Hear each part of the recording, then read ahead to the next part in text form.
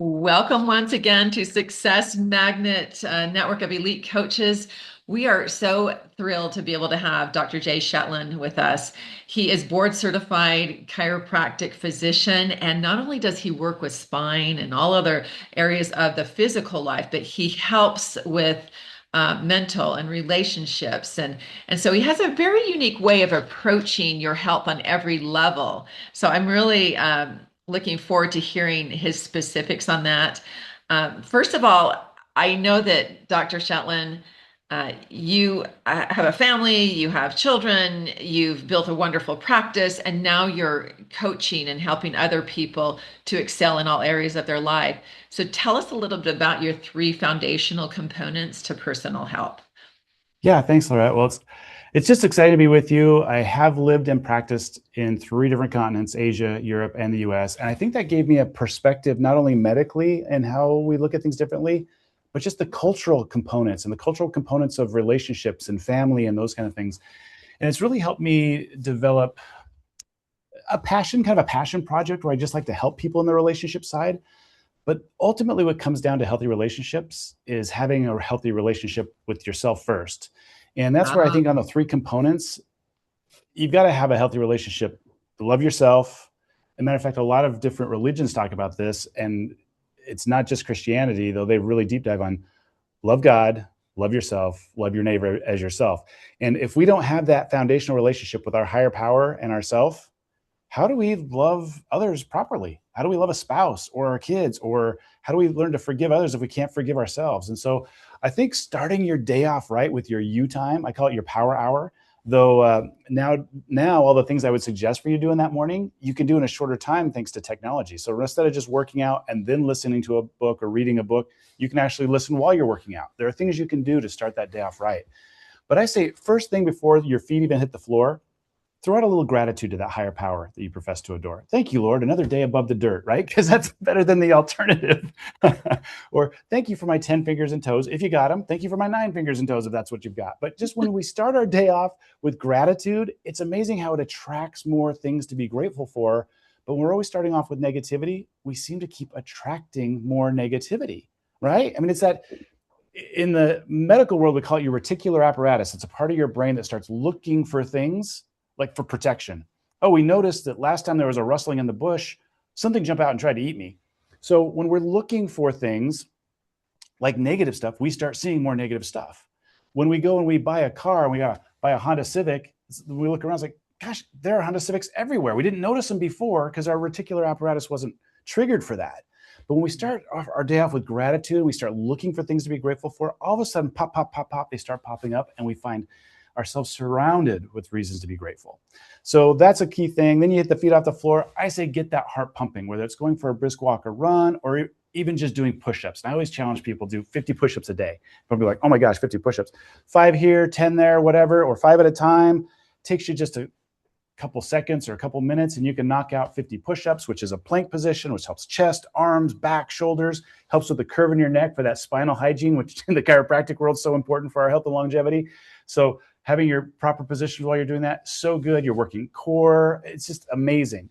And then get that headspace going with some good positive brain breakfasts. For some of you, it might be a little scripture or a self-help book or maybe an autobiography on somebody you want to learn some great traits from. For example, Abraham Lincoln. You know, how did he handle stuff during the Civil War? He would write scathing letters to his generals that weren't listening to his orders, but then he just put them in his drawer and never send them. So he just vented that energy out. What a great way for anger management to handle something instead of exploding on somebody. So those kind of things add up. Of course, a little prayer, and prayer and meditation are very different. Meditation is trying to calm and go inside. Prayer is trying to communicate with your higher power. And depending on your personality and your goals, just understand that they are different. Meditation is trying to calm down your mind, because when we first wake up in the morning, our mind starts racing on all the things we got to do today. Force it to calm down. Just get in that position, what do they call that, where your legs are crossed, or meditation type position, and just breathe in. And this is how I simply suggest: breathe in and think of a positive word that you want to bring into your life, coming back to that gratitude. Breathe out something you want to get rid of. So maybe you've got anger management issues. I jokingly talk about that because I used to have that when I was a kid. You breathe in, calm. breathe out anger. And just for a few minutes, the power on that is huge. What do you think of that? So that's a great way to start I your day. I love that. Okay, so the three components, and I just want to review real quick. First of all, I think what you said about waking up in the morning and just being grateful, I feel like some people are naturally happy when they wake up, and some people are kind of grouchy. And it's so Mm-hmm. easy to just follow through with that mood, right? But if you are tricking your brain into saying, okay, you know what, I'm going to just not be that grouchy person, I'm going to be thankful. So that's Absolutely. probably one of the best things you can do to put yourself in a good mood, right? Right on. And So if you and do the these things, breathing part. this So is, do you do more when you do the breathing? Is it like how many breaths, fives, 10? I mean, how do you normally recommend people do that? well, there's some really big meditator promoters out there, and they say you got to meditate for an hour a day or something. Most of us Americans don't have time for that. I just like to watch the sunrise and just take a few breaths in, a few breaths out, just connect to that morning. That I love the cleansingness of a morning. It's like it's a new day. I haven't made any mistakes today. I got a clean slate right now. Let me just be grateful for that sunrise, a few breaths, and then get to it with Sunrise. the So now are you exercises. going outside to get this done, or how is this? Where are you positioning yourself to give you the best mental space? That is up to you and your household and your climate. We have pretty harsh winters here, so I'll be inside with the window that faces east to do that myself. You just got to pick what works for you. If it's a nice day, yeah, go out on your patio or out on your porch. You're only there for a few minutes. The bugs won't get you if you're there for just a couple minutes. So. Right. Well, that is inspiring. I mean, does your whole family sort of adopt this, or is it just you up alone in your own space? Because I learned I'm this from not. some great peers a while ago, and it's just is it's just something I internalized. I think everybody's got their different things. The reason I like this so much, and this is just one of those three, is the morning rituals. You've Is got to that sell. I have to tell you, Dr. Shetlin, you've got to sell me on this because I am not a morning person by general. I mean, it's just grow up being kind of like a night owl, and my brain wakes up, and that's when I can oops, one be second. creative You and guys done everything. for today? But Thanks, gentlemen. so, Right. so Um, what I'd like you to do is sell me on this idea of waking up early. well, if I were to sell you on the waking up early, I have heard other people say what you say about I'm not a morning person, and we are all programmable. That's what's beautiful is we are one biochemical battery, and we can set our charge and recharge state. And we really get that. If you've ever had a cell phone, where when you first buy it, it says, "Hey, look, you got to use it till it's all the way dead. Then you got to charge it full, and then you can do whatever." If we don't set that memory pattern for the battery, it it never gets a good charge. It doesn't hold, at least the older battery technology. Now think of yourself. If you get a good night's sleep, which I didn't talk about today, but you want to get the best REM sleep is from 10 to midnight. Lots of research on this that says we don't understand why, but that seems to be the golden hours for our REM. And if we can maximize our REM sleep, we can actually minimize our regular sleep and wake up earlier, and we will feel more energized. We'll have more energy through the day. Our immune system is boosted stronger. But if we get too much sleep, trying to make up for the lack of REM, we're tired. If we don't get enough REM, we're tired. So maximize your REM. You can minimize your regular sleep, wake up early and start your day with these things. And it'll feel a little weird at first, but once you've done it a day or two, I mean, you can't tell yourself, I'm just going to wake up early and feel great tomorrow. Or you can't go to bed at night and go, I'm going to go to bed early tonight because I need a good night's sleep. Well, if you're not tired, you're not going to fall asleep. But if you wake up early and start your day as the reboot, then you should be able to fall asleep pretty good that night. So we are a biochemical rechargeable battery and programmable battery. So if you try this where you wake up early, maybe an uncomfortable day, but you push through into your morning power hour rituals, and then you go to bed early that night, now you've reset that clock and that rhythm. And your body loves rhythms and cycles. So if you can just program it the way you want it, it will work. So you are totally reprogrammable from being a night person to a morning person. People think that they aren't, but you can do it. The Okay, tough so part with you're the morning recommending, workouts, yeah, but so you're recommending go to bed at 10, wake up at 6 as an example, or even earlier, because maybe since you yes, got that quality sleep, you don't need the full 8 hours. Is that absolutely. what you're saying? As adults, we only need 6 or 7 hours of quality sleep, the most important being the REM. And if you're a REM black belt, you're getting 2.5 hours a night. Most people get about 90 minutes a night. So That said, if you always go to bed before the next day, so always go to bed before midnight, because again, 10 to midnight's the best. But if you're like, I can't go to bed at 10, that's just too early for me. Great, go to bed at 11, 11:30. At least you're still getting 30 minutes to an hour more than you would be getting if you were one of those really night owls. Try it. So Try it for a something week. you're saying kind of the Earth's energy sort of pours through us in this sense that you're going to get the better sleep during, before midnight. Is that kind of what you're saying? Absolutely. And that's what's so fascinating about our biochemistry on that is we make different hormones and biochemicals at night to help us sleep versus during the day. So that's why it's so tough when people work graveyard.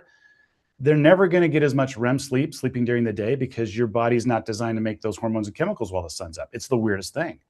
So Wow. they say that if you work graveyard more than 10 years, you've literally shortened your lifespan by at least a decade. That's how Wow. important that REM sleep is. So to Oh, maximize the REM sleep from 10 to midnight, it really adds to our health and longevity. Now, again, if you're just like, all right, I tried it for a week, Dr. Shetlin, it doesn't work for me. I'm a night person. Oh, great. We'll do your night person stuff. But whenever you wake up, try to make that your ritual time for yourself. Because if you say, this is what for young parents out there, if you're like, you know what, I'm not a morning person. I want to work out. I've got 3 kids. I'm going to work out tonight. Well, no, you're not, because you're going to have to make dinner for the family, or something's going to pop up, and your time isn't your time unless it's in the morning early before everybody else wakes up. That's why when you do the morning rituals, that power hour, you already feel like I'm telling you, I do this for a week. If you love it, do it for 21 days. okay. You're Why? Well, selling it's a me. habit. You're doing a But if good you do it for a job week, you're going to go, oh my inspiring gosh, me. good. I need this inspiration and thank you. I know that there's so many people that are listening are probably, coming up with the same objections I'm doing. But I have to say, I mean, this is not impossible for me. I used to teach an early morning seminary class and it was, I had to get up at 4:30 every morning and it was not a Mm-hmm. problem. So it's not that I can't do it. It obviously is very much a choice. And then when you have to get an early flight, you're waking up at, Yep. 3:34 in the morning. So yes, it can work. It's just a matter of having that inspiration. Like you just told me, hey, your body doesn't even create the right hormones after midnight. So what do you Yeah, do? it's the wildest thing. Yep. Yeah. And here's another good selling point. You ready? When we Okay. wake up early, this is research from Japan. When we wake Yeah. up early and we start our day off right, and we exercise first thing in the morning while we're in a fasting state, so before we have breakfast. And I know some people are like, oh, I have to eat something before I work out. Again, if you keep pushing through, your body will readapt. Working out in the morning in a fasting state and then eating and getting protein 20 minutes or so after, you actually produce 300% more human growth hormone. Now, you can't consume human growth hormone to make your muscle mass increase. You can spend money at GNC to do it, but it's not going to work. It's broken down by your stomach acids. But if you produce it yourself, now you've increased your metabolism by 300%, 3 times.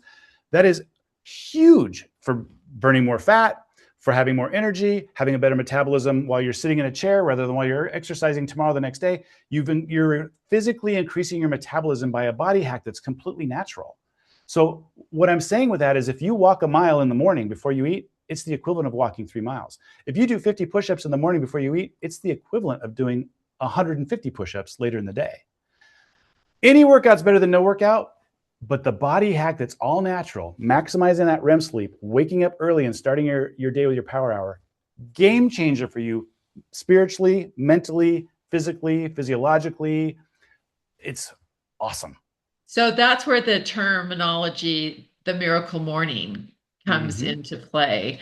I know I have that book. I'm not remembering who the author is. Sorry. You probably already know. But that sounds like a miracle to me. Yep. And Miracle okay, Morning's when you're great. The talking five about it, o'clock club is great.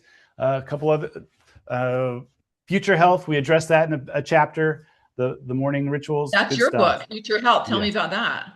So future health, aging gracefully to 100 years and beyond, is all these natural things we can do, forming good habits, because our body loves habits and rituals that just add to our longevity, add to our health, add to our energy, our better sleep. Great stuff. Okay. Simple.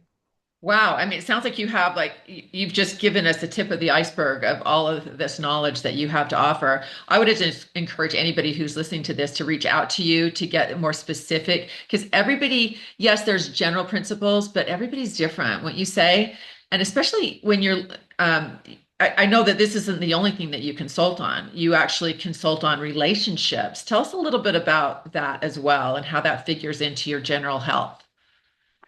Well, my belief is that we are all here to develop healthy relationships with each other.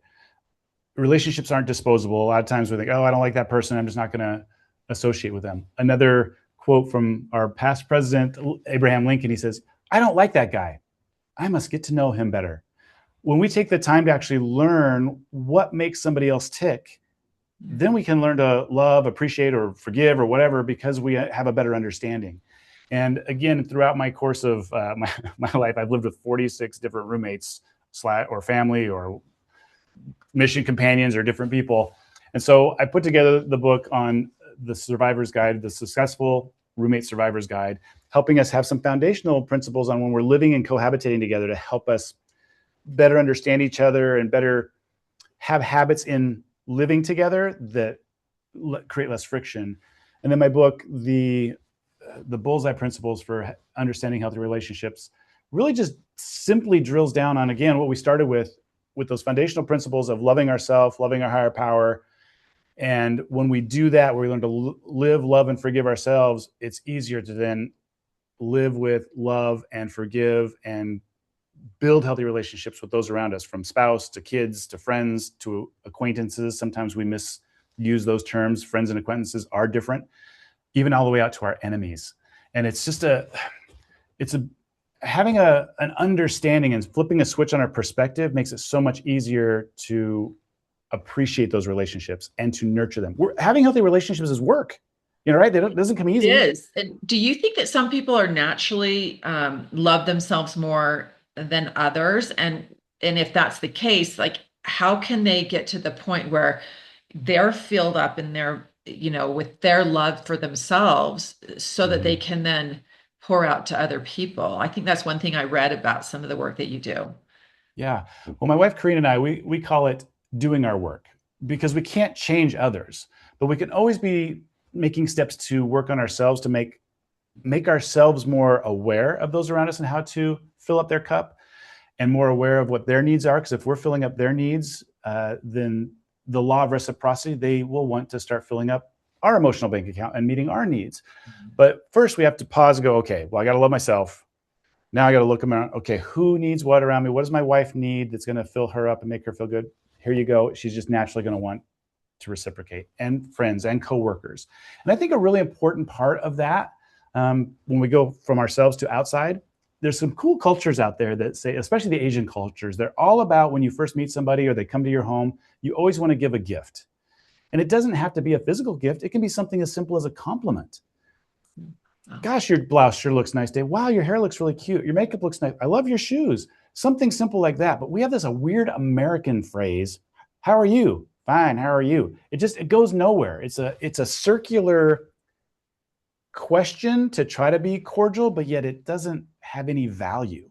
So when we actually give a compliment when we meet somebody, and I train my staff at the office, don't say, hey, Mary, how are you? My dog died last night, and I'm still hurting from that car crash. It just opens the door for negativity, or fine, how are you? It has no value in nurturing a relationship. that So is a offer a huge compliment. nugget. I mean, there's so many things that we've talked about today that I feel like Uh, I'm sure because of the way that you speak, you've been on numerous stages. You're a public speaker. In fact, you're part of our speakers bureau with Success Magnet as well, and we're so excited to be able to promote you in that sense. And of course, you're probably pretty booked up and hard to even get in touch with. So that's why we're so grateful that you're willing to be part of our Success Magnet Elite Coach group and allowing people, members, to contact you and get some specific personal information. Tell us a little bit about what you've spoken on in the past and how you might delight your audiences in the future. Well, I train doctors and attorneys in personal injury and the med legal component of that. But my passion project on the other side at drjshetlin.com is speaking at colleges and helping young people learn the habits to develop healthy relationships and communicate with each other so they can have healthier family relationships. And then, of course, that creates a better society. I think if we don't have good family values, which of course start from our interactions when we're younger with our family, of course, and then with others.